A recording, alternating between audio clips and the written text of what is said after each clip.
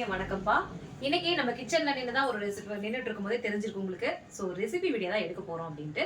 ஆமா, நிறைய பேர் கேட்ட சிக்கன் 65 மசாலா கொஞ்சம் கூட பிரிஞ்சு போகாம நல்லா அதுலயே நல்லா மசாலா புடிச்சு சாப்பிடறதுக்கு அவ்வளோ டேஸ்டான ஒரு சிக்கன் 65 தான் பண்ண போறோம். எப்படி பண்ண போறோம்ன்றதை நம்ம பார்த்துருவோம். அதுக்கு முன்னாடி நம்மளோட மாமன் டாட்டர் 677 நம்ம சேனலை சப்ஸ்கிரைப் பண்ணுங்க, லைக் பண்ணுங்க, ஷேர் பண்ணுங்க, கமெண்ட் பண்ணுங்க. மறக்காம இந்த வீடியோக்கு ஹைப் கொடுங்க. நீங்க ஹைப் கொடுத்தீங்கன்னா இந்த மாதிரி நிறைய வீடியோஸ் கண்டிப்பா நாங்க வந்து போடுவேன். இந்த போடுற சிக்கன் வீடியோ எல்லாமே நல்லா யூஸ்ஃபுல்லா இருக்கும்.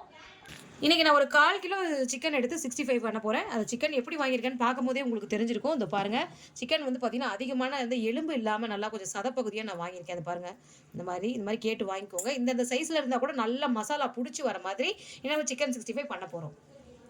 ஃபர்ஸ்ட்டு ஒரு முட்டையை இதில் நம்ம உடச்சி ஊற்றிக்கலாம். 1/4 கிலோ சிக்கன்றதுனால நான் ஒரு முட்டை ஊற்றிருக்கேன். நீங்கள் 1/2 கிலோ அப்படி எடுத்துக்கிற மாதிரி இருந்தாலும் ஒரு 2 முட்டை உடச்சி ஊற்றிக்கோங்க, நல்லாயிருக்கும்.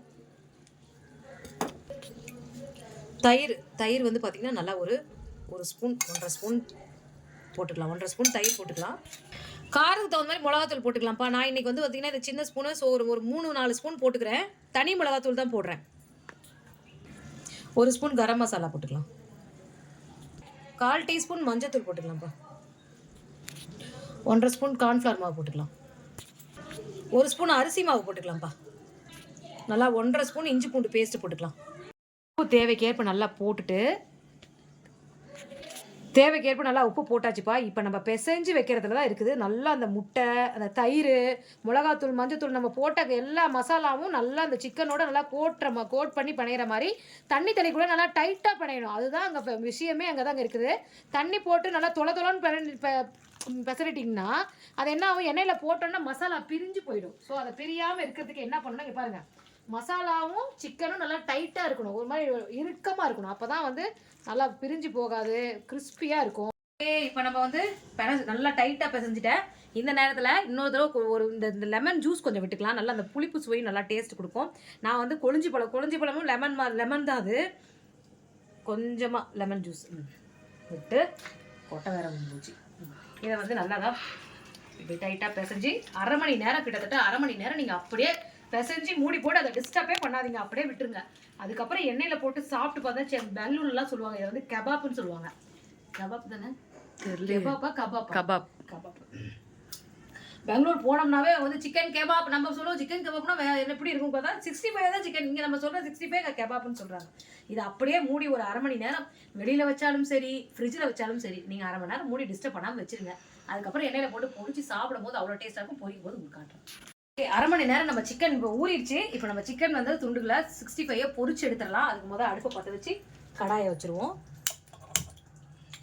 ஒன்றும் இல்லை, இப்போ தான் எங்கள் அம்மா ஸ்வீட் அதை பண்ணதுனால இந்த இடம்லாம் கொஞ்சம் அப்படி இருக்குது. ஆமாம், அதனால் இன்னைக்கு நான் சண்டேன்றதுனால கொஞ்சம் அப்படி தான் இருக்கும்.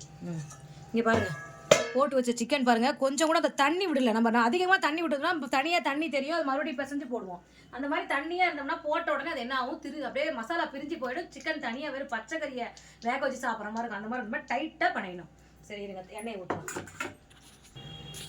கடாயில் எப்படி வந்து எண்ணெய் ஊற்றணும், கடாய் இந்த அளவு கடாய் காயும். இந்த பாருங்க, தண்ணி ஊற்றுனா இப்படி உருண்டு போகணும். அந்த மாதிரி காஞ்சா மட்டும்தான் நம்ம வந்து அந்த எண்ணெயில் வந்து அடியில் வந்து பிடிக்காது, நம்மளுக்கு தெரிக்காது. அந்த மாதிரி பாருங்கள், தண்ணி நல்லா அந்த உருண்டு அது சுத்தமாக எவாபரேட் ஆனதுக்கப்புறம் நம்ம எண்ணெய் ஊற்றுவோம். இன்றைக்கி நான் கடலை எண்ணெயில் தான் வந்து இந்த சிக்கன் 65 பொரிக்க போகிறேன். அவ்வளோ சூப்பராக இருக்கும் கடலை எண்ணெயில் வந்து பொரிக்கிறது, செம்ம டேஸ்ட்டாக இருக்கும். சிக்கன் பொரிக்கிற அளவுக்கு எண்ணெய் ஊற்றிக்கலாம். நல்லா கடாய் காஞ்சதுக்கப்புறம் தான் ஊற்றணும். இந்த எண்ணெயும் நல்லா காயணும். காஞ்சதுக்கப்புறம் தான் நம்ம சிக்கன் துண்டுகளை ஒன்றா போடணும். ஓகே, எண்ணெய் இப்போ நல்லா காஞ்சிருச்சு. நம்ம பெசரி வச்சுருக்க சிக்கன் துண்டுகளை போட்டுக்குவோம். பாருங்கள், இப்படி முட்டை வரணும் எண்ணெயிலேருந்து. இந்த மாதிரி சொயின்னு சவுண்டு கேட்டு முட்டை வரணும். போடுங்க எல்லாமே. நம்ம ஒரு 5 நிமிஷத்துக்கு அந்த சிக்கனை போட்டது எதுவுமே பண்ணலை. இப்போ தான் நம்ம வந்து இந்த மாதிரி ஏதாவது இருந்தால் இந்த மாதிரி பண்ணுங்கள், ஒன்றும் பிரச்சனை இல்லை. பாருங்கள், கொஞ்சம் கூட நீங்கள் வந்து அந்த எண்ணெயிலையோ அந்த மசால் பிரிஞ்சு போகிறது அந்த மாதிரிலாம் எதுவுமே இல்லைங்க. பாருங்கள், அப்படியே இருக்குது பாருங்கள், மசாலா அப்படியே அதில் ஒட்டி. இப்போ பாருங்கள், ஆட்டோமேட்டிக்காக அல்வா துண்டு மாதிரி மேலே வரும். இப்போ சிக்கனு நம்மளுக்கு அடியெல்லாம் பிடிக்காது. சிக்கன் வந்து கிறிஸ்பியாக வந்துருச்சு. இப்போ இந்த நேரத்தில் வந்து நீங்கள் கருவேப்பிலை வந்து நல்லா ஒரு கொத்து கருவேப்பிலையே மேலாப்பில் போட்டு பொரிச்சு எடுத்தாலும் எடுக்கலாம். இல்லை எனக்கு அது மேலே போட வேண்டாம் அப்படின்னா அது பாருங்கள், சிக்கன் நல்லா வெந்து இது பாருங்கள். கொஞ்சம் கூட மசாலா நான் பிரித்து காட்டுறேன் உங்களுக்கு. டிஷ்யூ பேப்பர் வேணால் வச்சு அடியில் வச்சு இந்த எண்ணெயை வந்து நல்லா அதில் வந்து ஊறினதுக்கு அப்புறமேட்டு அந்த எண்ணெயெல்லாம் அந்த டிஷ்யூ பேப்பரில் இறங்கிரும். அதுக்கப்புறம் நீங்கள் வச்சு சாப்பிட்னா சாப்பிடுங்க. கருவேப்பிலையே இதில் போட்டுருவோம். இதில் போட்டுட்டு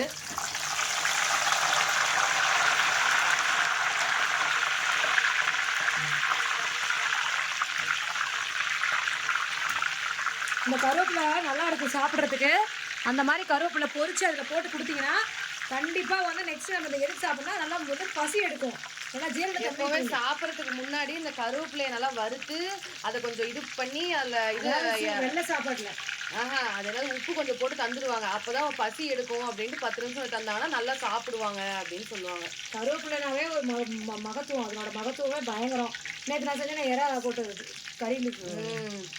குழந்தைங்க பசி எடுக்காம இருக்க குழந்தைங்களுக்கு கூட இது மாதிரி நீங்க சாப்பிட்றதுக்கு ஒரு 10 நிமிஷத்துக்கு முன்னாடி இதை கொடுத்தீங்கன்னா நல்ல ஒரு பசி தன்மை தூண்டுவது. நல்லா எண்ணெயை வலிச்சுட்டு இது மேலே அப்படியே மலை சாரலாக தூவி போது அவ்வளோ சூப்பராக இருக்குங்க. பாருங்கள், கொஞ்சம் கூட அந்த மசாலான்றது பிரிஞ்சு போகலை. அவ்வளோ சூப்பராக இருக்கும், ஜூஸியாக இருக்கும் இந்த சிக்கன் சாப்பிட்றதுக்கு.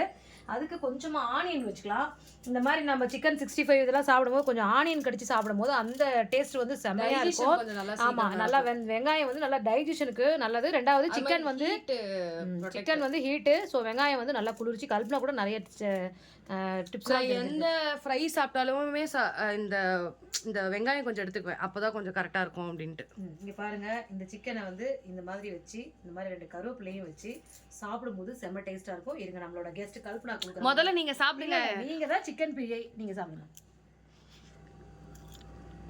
ஆனியன் ஆனியன் ஆனியன் ஆஹா ஹூக மெதுவாக சாப்பிடு. சூப்பராக இருக்குங்கம்மா. எப்படி இருக்கு? சரியான டேஸ்ட்டு. சரி, இங்கே பாருங்கள், கொஞ்சம் கூட மசாலா பிரிஞ்சு போல நல்லா இருக்குது. கபாப்பு சிக்கன் 65 சூப்பரான இதே மாதிரி அளவுகளோட நீங்களும் செஞ்சு பார்த்துட்டு எப்படி வந்ததுன்னு கமெண்ட்டில் சொல்லுங்கள். நான் 2 சிக்கன் ரெசிபி இன்றைக்கி எடுத்தேன். ஒன்று சிக்கன் 65, இன்னொன்று பிரியாணி வீடியோ அதுவும் வரும். பார்த்துட்டு அதில் கொடுங்க. வாங்க சாப்பிட்லாம்.